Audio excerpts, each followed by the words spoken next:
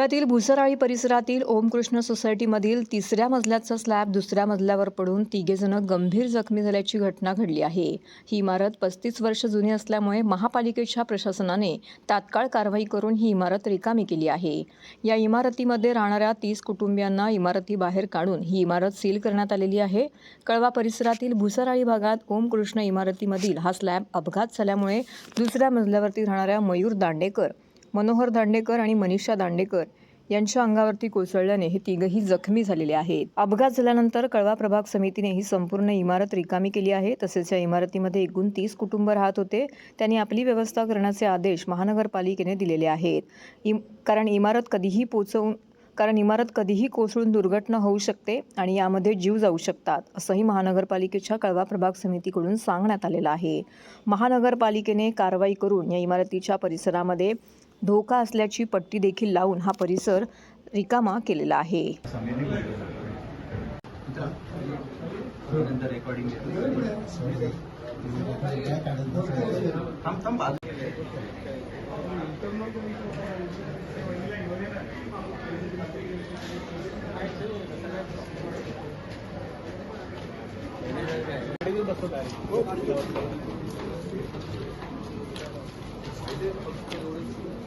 Cross लावला तर या दरवाजाला पकडून असा आतमध्ये धरून या दरवाजाला पकडून तो क्रॉस लावला तर हा मोठा बांबू आहे। द्या इथे मी पकडतो।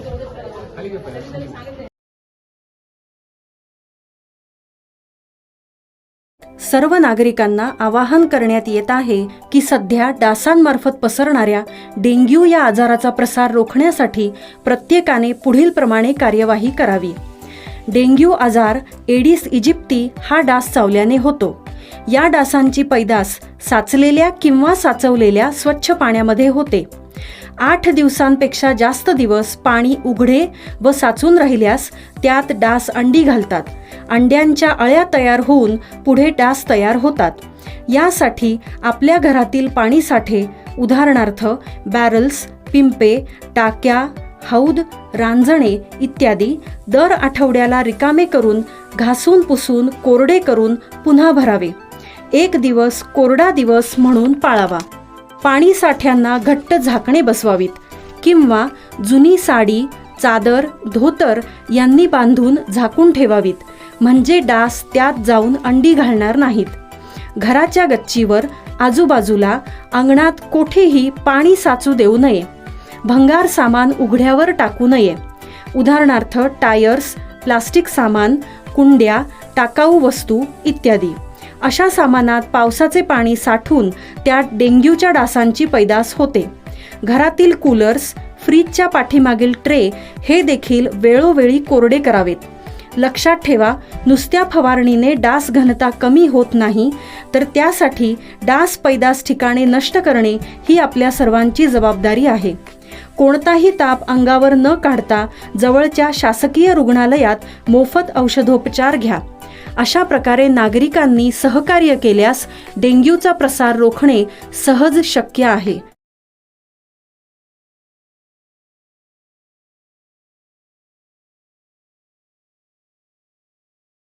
शहरातच नव्हे तर जिल्ह्यासह राज्यात कुठेही आपत्तीची परिस्थिती उद्भवल्यास आपला जीव धोक्यात घालून शेकडो जीव वाचवणारे ठाणे महानगरपालिकेचे TDRF पथक सध्या कायम सेवेच्या प्रतीक्षेत आहे। पथकातील 30 जवानांना पालिकेच्या आस्थापनेत कायम करण्याचा प्रस्ताव प्रशासनाने राज्य सरकारला 6 महिन्यांपूर्वी पाठवला आहे। मात्र आचारसंहितेचे कारण देत हा प्रस्ताव सध्या लालफितीमध्ये अडकला आहे। कंत्राटी कामगारांप्रमाणेच अवघ्या 20,000 रुपयांच्या मानधनामध्ये हे जवान जीवाची बाजी लावून काम करत आहेत। इमारत कोसळली, पूर आला आणि कोणतीही मोठी आपत्ती ओढवली की NDRFला पाचारण करावे लागते। हे पथक मुंबईहून ठाण्यात येण्यासाठी विलंब लागत असल्याने त्याच धर्तीवरती एक सक्षम पथक तयार करण्याची पहिली कामगिरी ठाणे महानगरपालिकेने 6 वर्षापूर्वी केली। या पथकाला TDRFचे नाव देण्यात आले। पावसाळ्यात उद्भवणाऱ्या आपत्कालीन परिस्थितीचा सामना करण्यासाठी किंवा इतर वेळी देखील काही आपत्ती ओढवल्यास महानगरपालिकेची TDRF टीम नेहमी सज्ज असल्याचं दिसत आहे। हे पथक ठाणे जिल्ह्यातच नाही तर राज्यात देखील सक्रिय झाले आहे। या पथकाने आतापर्यंत अनेकांचे प्राण वाचवले आहेत। आतापर्यंत अनेकदा वेळेत पोहोचून लोकांचे जीव वाचवण्याचं काम या पथकाने केलं आहे। भिवंडी येथील इमारत दुर्घटनेवेळी 25 जणांना जीवनदान देण्याचं काम याच पथकाने केले होते। सर्वात महत्त्वाचे म्हणजे महाडमधील तळीये येथे दरड कोसळली कोसळल्यावरती सर्वात आधी पोहोचून त्यांनी येथे बचावकार्य सुरू केले होते. अशा अनेक घटनांचा सामना TDRFच्या पथकाने केला आहे. या पथकाला मानधनाच्या नावावरती सध्या 20,000 रुपये दर महिन्याला हातात दिले जात आहेत. अत्यंत तुटपुंजा मानधनावरती हे जवान आपल्या जीवाची बाजी लावत असून सरकारने या जवानांची स्थिती अग्निवीरसारखी करू नये इतकीच अपेक्षा त्यांच्याकडून व्यक्त होत आहे.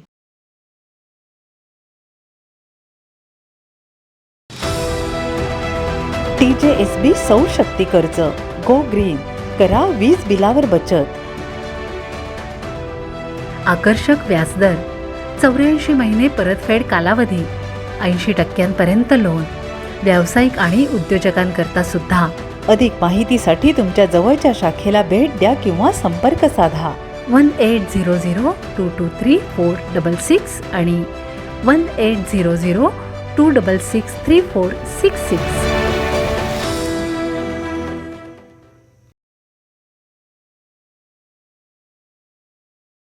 सर्व प्रभागातील मान्सूनपूर्व कामे तातडीने पूर्ण करावीत. खासदार नरेश म्हस्के. ठाणे हे मुख्यमंत्र्यांचे शहर असून या शहरातील नागरिकांचे प्रश्न सोडवणे ही लोकप्रतिनिधींची जबाबदारी आहे. पावसाळा सुरू झाला असून आपत्कालीन परिस्थितीचा सामना करण्यासाठी लोकप्रतिनिधी आणि प्रशासन यांनी समन्वयाने कामं करून नागरिकांचे प्रश्न प्राधान्याने सोडवावेत, असे निर्देश नवनिर्वाचित खासदार नरेश म्हस्के यांनी ठाणे महानगरपालिका प्रशासनाला दिले आहेत. पावसाळ्यात उद्भवणाऱ्या आपत्तीचा सामना करण्यासाठी ठाणे महानगरपालिका प्रशासन सज्ज झाले आहे. महानगरपालिकेसोबतच MMRDA, MSRDC, पोलीस प्रशासन हे सर्व विभाग सतर्क राहून संघभावनेच्या दृष्टिकोनातून काम करणार असल्याचे महापालिका आयुक्त सौरभ राव यांनी नरेंद्र बल्लाळ सभागृहामध्ये झालेल्या बैठकीमध्ये नमूद केलं आहे. ठाणे लोकसभा मतदारसंघाचे नवनिर्वाचित खासदार नरेश म्हस्के यांच्या अध्यक्षतेखाली महापालिका आयुक्त सौरभ राव यांच्या उपस्थितीमध्ये ठाणे शहरातील सर्व माजी नगरसेवकांची आढावा बैठक आयोजित केली होती. सदर बैठकीस माजी महापौर मीनाक्षी शिंदे, अशोक वैती, माजी उपमहापौर पल्लवी कदम, राम रेपाळे, देवराम भोईर, नारायण पवार, रमाकांत मडवी यांच्यासह माजी नगरसेवक व नगरसेविका उपस्थित होते. डॉक्टरेट पदवी प्राप्त झालेली आहे. आपण त्यांचंही या क्षणी सन्मान करणार आहोत. सर्वांना विनंती करते की आपण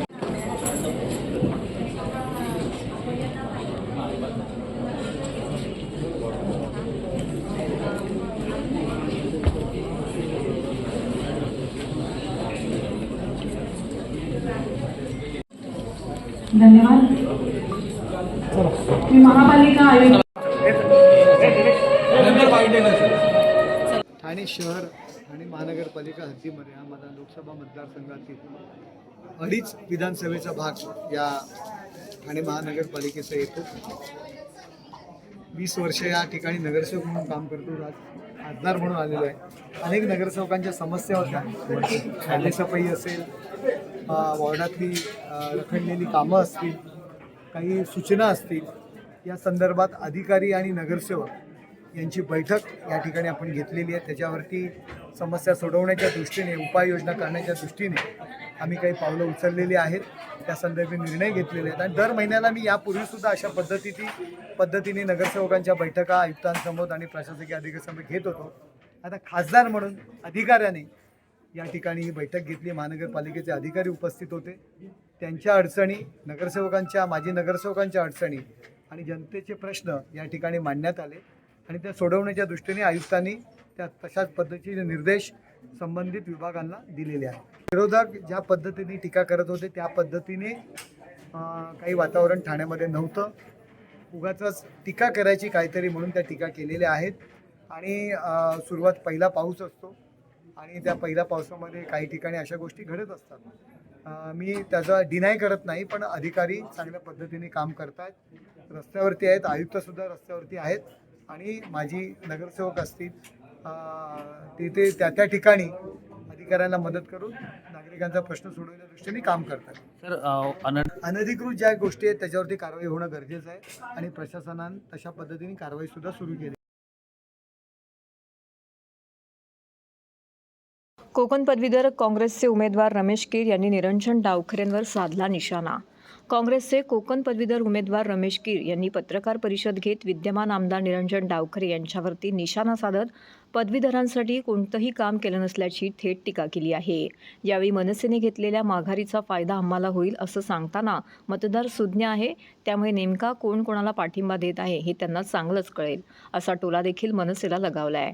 यावेळी मित्रपक्षांनी देखील अर्ज भरले होते, मात्र आम्हाला सहकार्य व्हावे यासाठी त्यांनी हे अर्ज मागे घेतले आहेत. त्यामुळे मित्रपक्षांचे सहकार्य आम्हाला नक्कीच मिळेल असा विश्वास त्यांनी व्यक्त केला आहे.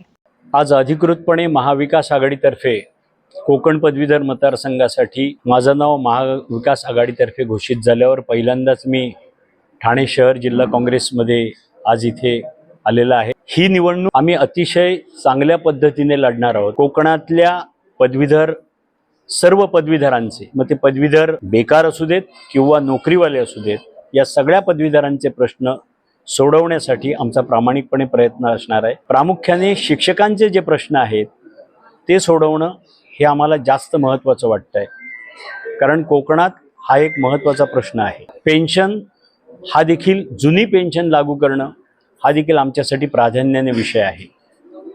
UPSC MPSCचं शिक्षण जिल्हानिहाय विद्यार्थ्यांना उपलब्ध व्हावं याच्यासाठी देखील आम्ही प्रयत्नशील आहोत. त्याचबरोबर शिक्षण शासनाच्या माध्यमातून शैक्षणिक जे काय बदल होतात त्या सर्वांवर लक्ष ठेवणं हे देखील या माध्यमातून आम्ही करण्याचं ठरवलेलं आहे. नाही, मुळात असं आहे की आम्ही हे गेली 5-6 महिने सदस्य नोंदणी करतो. काँग्रेस पक्षातर्फे अतिशय चांगल्या पद्धतीनं नोंदणी झालेली आहे. त्यात आमचे सर्व मित्रपक्ष आहेत, त्यांनीही नोंदणी केलेली आहे.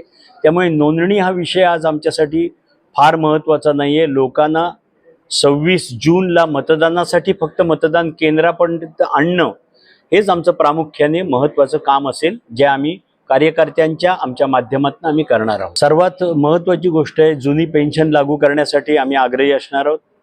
शिक्षकांचे जे प्रश्न आहेत ते आम्ही सोडवणार आहोत. पदवीधरांचे प्रश्न आहेत ते आम्ही सोडवणार आहोत. याचं कारण असं आहे की पदवीधर ही व्याख्याच एवढी मोठी आहे की पदवीधर हा प्रत्येक क्षेत्रात आहे. त्यामुळे त्या प्रत्येक क्षेत्रातले पदवीधर, त्यांचे वेगवेगळे प्रश्न यांच्याकडे आपल्याला आत्मीयतेने बघण्याची गरज आहे, जे दुर्दैवाने गेल्या कित्येक वर्षात या मतदारसंघाच्या माध्यमातून कोकणातल्या पदवीधरांचे प्रश्न सुटलेले नाहीत, हे मी इथे स्पष्टपणाने नमूद करतो. खासदारकीची निवडणुका झाल्यानंतर पहिल्यांदाच कोकणामध्ये काँग्रेसला विधानसभा किंवा विधान परिषद यासाठी पहिल्यांदाच उमेदवारी मिळालेली आहे. त्याकरिता सर्वप्रथम इंडिया अलायन्सचं आणि आमच्या नेतृत्वाचा आम्ही आभार मानतो. कोकण पदवीधर मतदारसंघासाठी रमेशभाई कीरना जी उमेदवारी मिळालेली आहे, तिच्यासाठी पालघरपासून अगदी कल्याण, अंबरनाथपासून ते सिंधुदुर्गापर्यंत सर्व काँग्रेसचे कार्यकर्ते सज्ज झालेले आहेत. आणि येणाऱ्या 10 दिवसामध्ये आम्ही सर्वजण एकत्र येऊन जास्तीत जास्त मताधिक्य रमेश कीर साहेबांच्या पारड्यात पाडण्यासाठी प्रयत्नशील राहू आणि त्यांना विजयी कसे करता येईल यासाठी काँग्रेस एक दिलाने आणि सर्व महाविकास आघाडीतील घटकांना एकत्र घेऊन काम करेल. 1500 कर्मचाऱ्यांचे पगार न मिळाल्यामुळे आंदोलन. मुख्यमंत्री एकनाथ शिंदे यांच्या निवासस्थानाबाहेर आंदोलनाची धमकी. सुपरमॅक्स कंपनीच्या 1500पेक्षा जास्त कर्मचाऱ्यांचे पगार अद्याप दिले गेले नसल्यामुळे कर्मचाऱ्यांनी आपला रोष व्यक्त करत आज मुख्यमंत्री एकनाथ शिंदे यांच्या बंगल्याबाहेर ठिय्या आंदोलन सुरू केले. महाराष्ट्राचे मुख्यमंत्री एकनाथ शिंदे यांनी त्यावर न्याय दिला नाही तर आत्महत्येची धमकी देत कर्मचाऱ्यांनी आज मुख्यमंत्री शिंदे यांच्या निवासस्थानाबाहेर हे आंदोलन सुरूच ठेवले आहे. कर्मचारी आणि पोलीस अधिकाऱ्यांमध्ये बाचाबाची झाल्याने वातावरण तणावपूर्ण बनले आहे. कर्मचाऱ्यांनी स्पष्टपणे सांगितलं आहे की मुख्यमंत्री शिंदे यांनी त्यांच्या मागण्या ऐकून न्याय दिला नाही तर ते सर्व रस्ते आणि सिग्नल जाम करतील. तसेच कर्मचारी यावेळी म्हणाले की आम्ही मुख्यमंत्री शिंदे यांच्याकडून आमच्या मागण्यांना न्याय मिळवण्यासाठी मुख्यमंत्र्यांच्या निवासस्थानाबाहेरून आज हटणार नाही. आमच्या पगारासाठी लढत राहू. जर लवकरच आमचे पैसे दिले गेले नाहीत तर आमचे आंदोलन अधिक तीव्र होईल. या आंदोलनामुळे ठाणे परिसरात तणावाचं वातावरण निर्माण झालं आहे. कर्मचारी आपल्या हक्कासाठी ठाम आहेत आणि त्यांनी मुख्यमंत्री शिंदे यांनी तातडीने हस्तक्षेप करून त्यांच्या पगाराची सोय करावी अशी मागणी देखील त्यांनी केली आहे. पोलिसांनी आंदोलनाच्या ठिकाणी कडक सुरक्षा व्यवस्था देखील ठेवली आहे.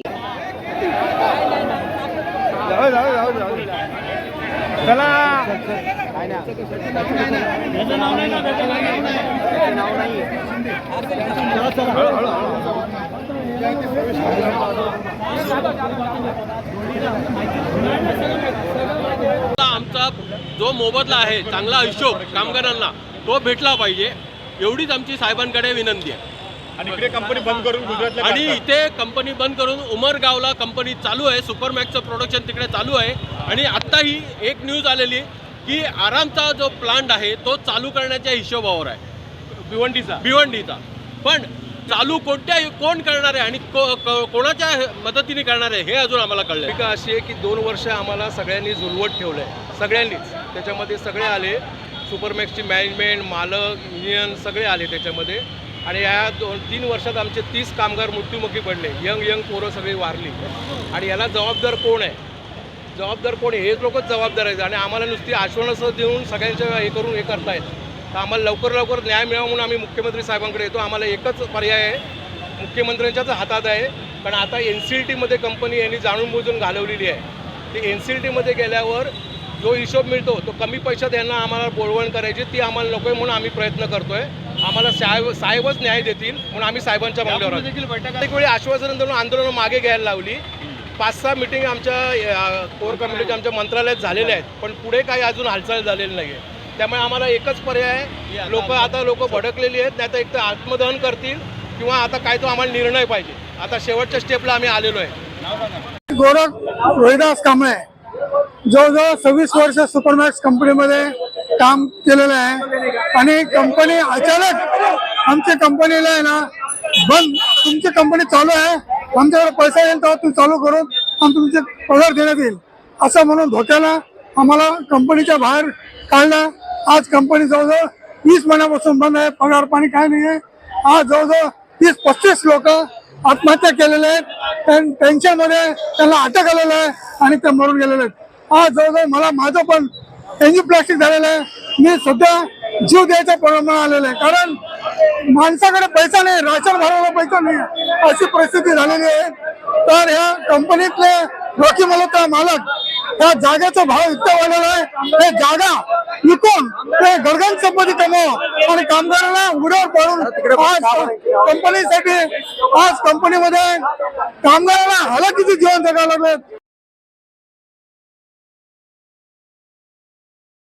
वटपौर्णिमा अवघ्या काही दिवसांवर येऊन ठेपली आहे. अशातच या पूजेमध्ये फणसाला अधिक महत्त्व असते.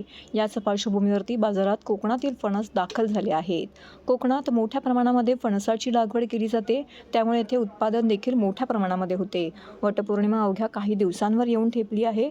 महिला वर्ग आवर्जून ही पूजा करतात. यामध्ये फळांचा समावेश असतो, तर फणस या फळाला अधिक महत्त्व असते. गेल्या 15 वर्षापासून ठाणे शहरामध्ये कोकणातील विक्रेते फणस विक्रीसाठी येतात. ठाण्यातील पाचपाकडी येथे मोठ्या प्रमाणामध्ये सध्या फणस दाखल झाले आहेत. त्यामध्ये कापा, भरका आणि भाजीचा फणस असे विविध प्रकारचे फणस उपलब्ध आहेत. 2000हून अधिक फणस येथे एकत्रितरित्या पाहायला मिळतात. तर नागरिक देखील या फणसाची खरेदी करण्यासाठी येथे दाखल होत आहेत. 100 रुपयांपासून ते 1000 रुपयांपर्यंत या फणसाची किंमत आहे. छोट्या स्वरूपातील भाजीच्या फणसाची किंमत अवघी 50 रुपये इतकी आहे. तर कोकणातील रत्नागिरी, राजापूर येथून हे फणस ठाण्यामध्ये विक्रीसाठी दाखल झाले आहेत. अनेक छोटे विक्रेते होलसेल दरामध्ये हे फणस विक्रीसाठी घेऊन जाण्याकरिता इथे येत आहेत. तर अनेक नागरिक आणि महिला आवर्जून या फणसाची खरेदी करत असल्याचं पाहायला मिळालं. रामचंद्रबाई, राजापूर, वटपौर्णिमेसाठी प्रतिवर्षाप्रमाणे इथे आम्ही ठाण्यामध्ये आलेले आहे, महानगरपालिकेच्या बाजूला. आणि इथे आम्ही फणस विक्री करतो. 15 वर्ष 100 रुपये आहे, 300 रुपये आहे, 200 रुपये, 250, काय बऱ्यापैकी कापे, बरके भाजीसाठी 2000 फणस आहेत. राजापूरमधून आले.